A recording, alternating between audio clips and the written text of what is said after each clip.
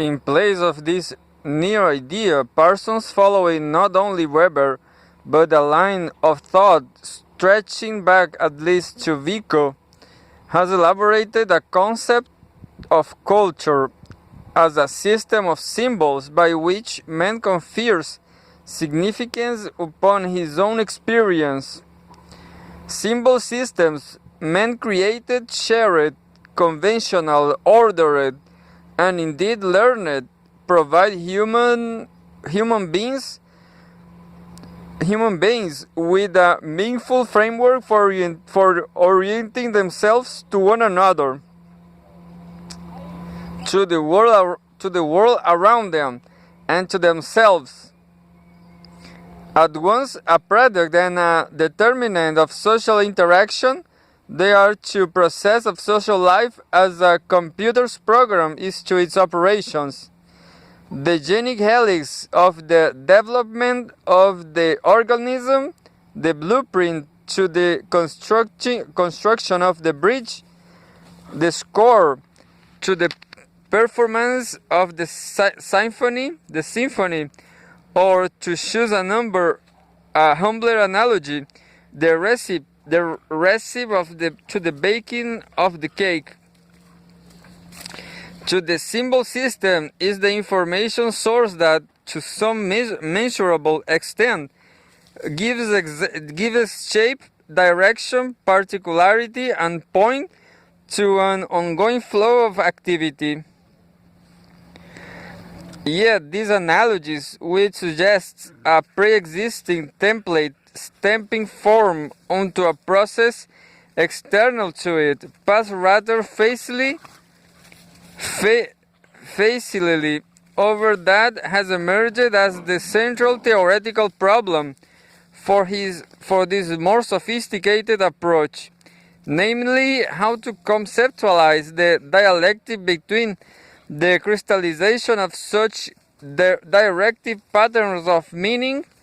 and the concrete course of social life. There is a sense in which a computer's program is an outcome of prior developments in the technology of computing, a particular helix of phylogenetic history,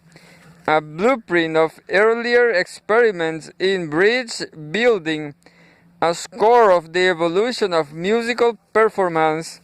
and a recipe of a long series of successful and unsuccessful cakes. But the simple fact that the information elements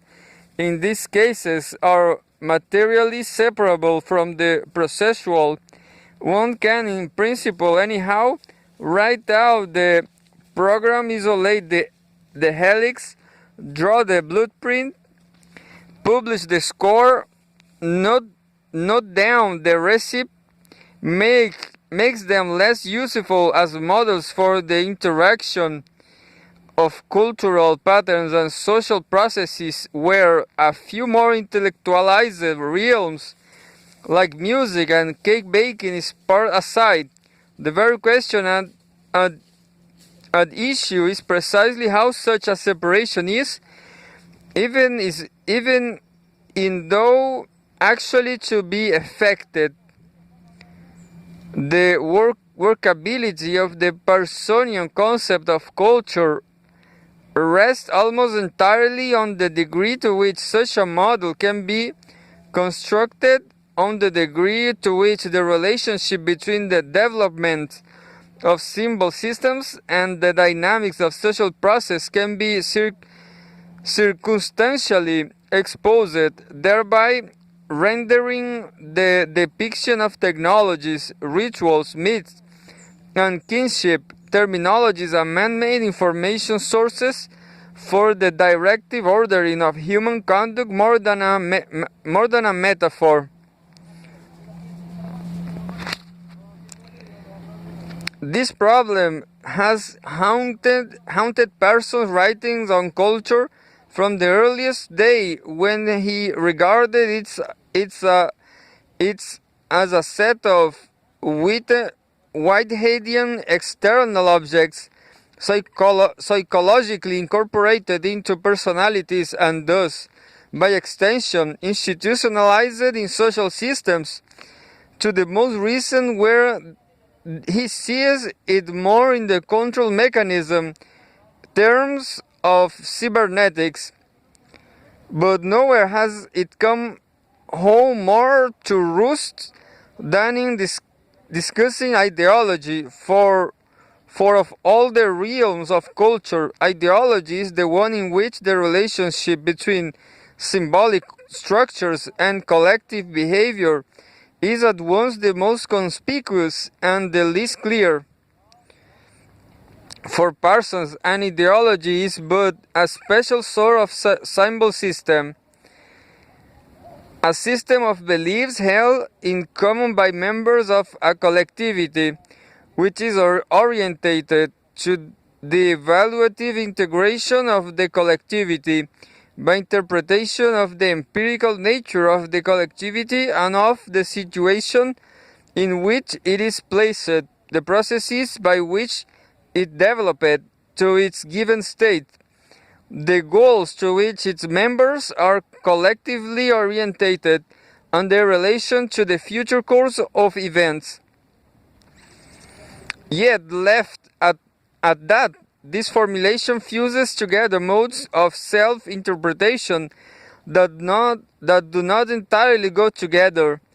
and glossing over the moral tension inherent in ideological activity, obscures the interior sources of its enormous sociological dynamism. In particular, the two clauses I have underscored,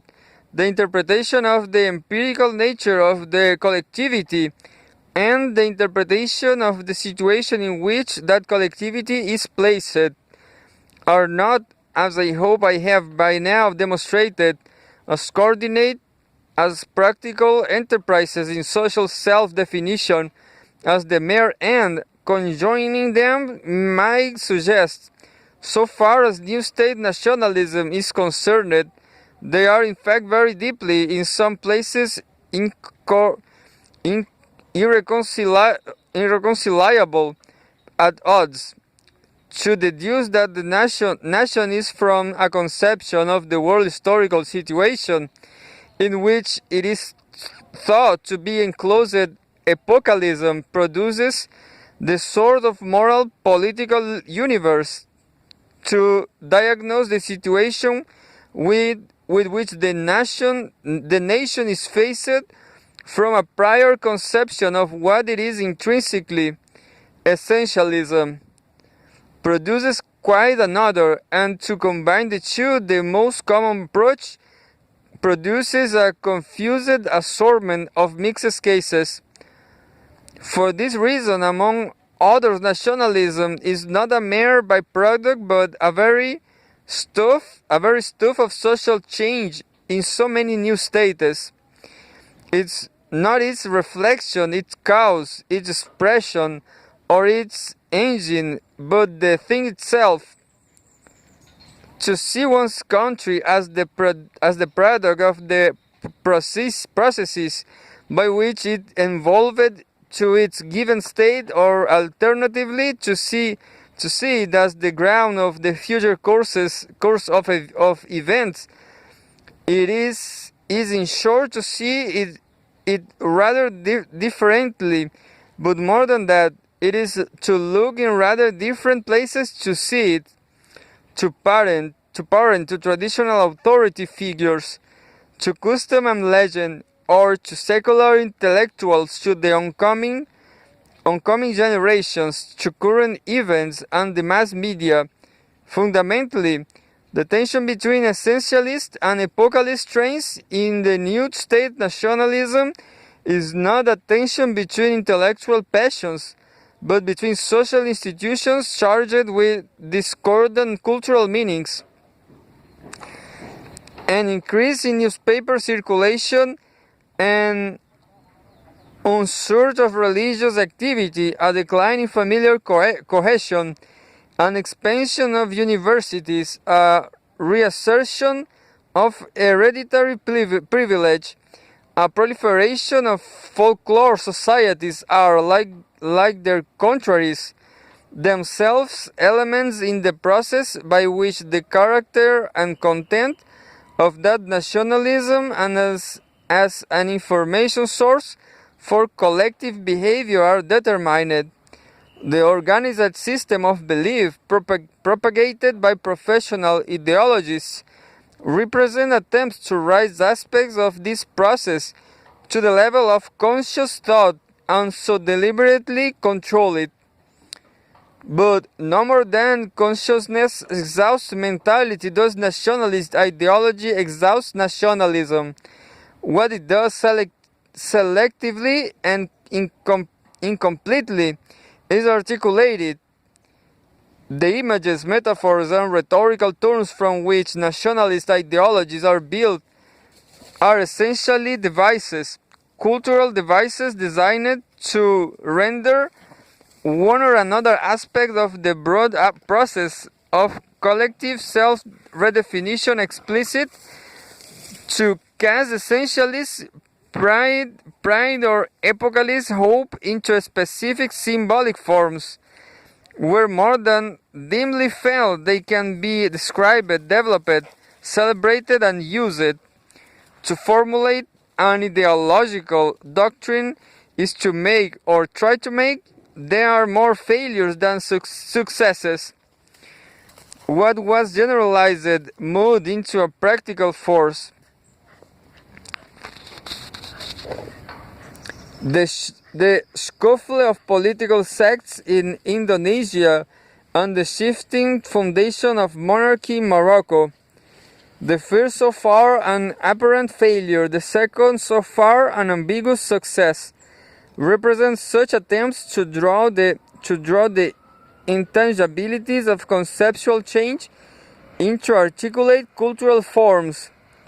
They represent also, of course, and even more immediately, a struggle for power, place, privilege, wealth, fame, and all the other so-called real rewards of life. Indeed, it is because of the fact that they also represent this that their ability to focus and transform men's views on who they are and how they should act is so great. The patterns of meaning by which social change is formed grow from the processes of that change itself and crystallized into proper ideologies or imbibed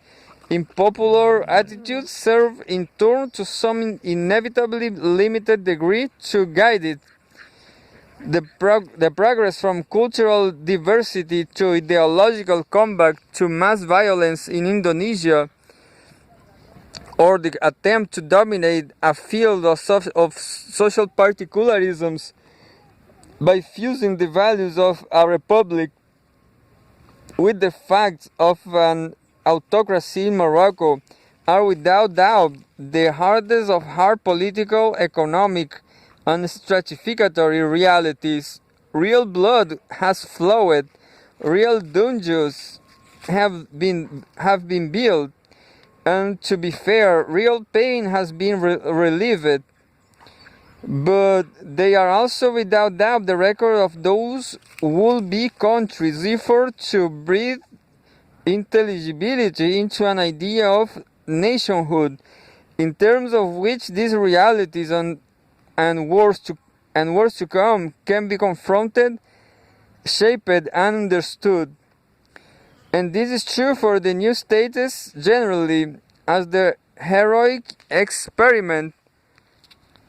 of the political revolution against colonial domination recede into an inspirational past to be replaced by the shabbier but no less convulsive movements of the dispiriting present. The secular analogues of Weber's famous problems of meaning grow more and more desperate. It is not only in religion that things are not merely there and happen, but have a meaning, and and are there because of this meaning, but in politics as well as in new state politics in particular. The question, what is it all for? What's the use?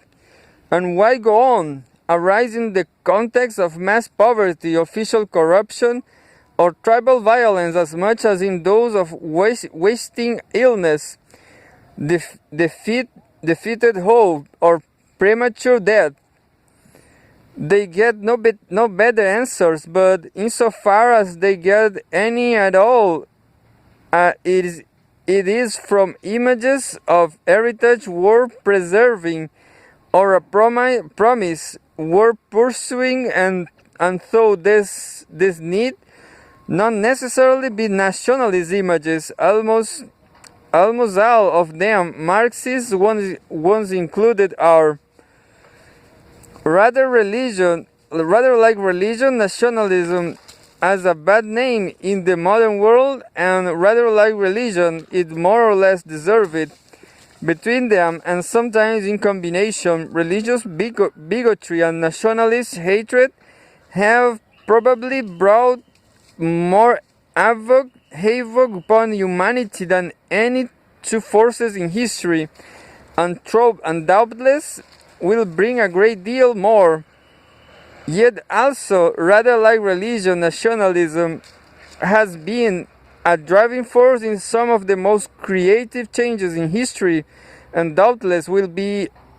so again in many yet to come. It would seem them well to spend less time decrying it, which is a little like cursing the winds, and more in trying to figure out why it takes the forms it does, and how it might be prevented from tearing apart, even as it creates the societies in which it arises, and beyond that the whole fabric of modern civilization. For in the new states, the age of ideology is not only not over, but as the inchoate changes of self-conception wrought by the dramatic events of the past 40 years